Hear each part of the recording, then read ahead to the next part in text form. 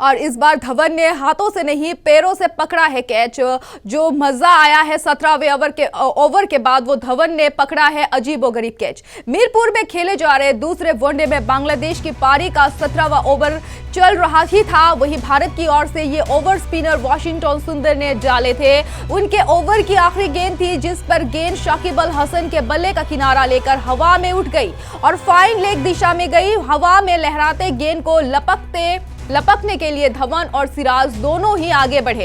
एक वक्त तो लगा कि दोनों आपस में टकरा जाएंगे, लेकिन ऐसा नहीं हुआ था। कैच को पकड़ने के लिए शिखर धवन गेंद के नीचे आ गए, लेकिन ये क्या गेंद तो उनके हाथों में समाई ही नहीं, बल्कि सीधा उनके जांघों में जाकर फंस गई।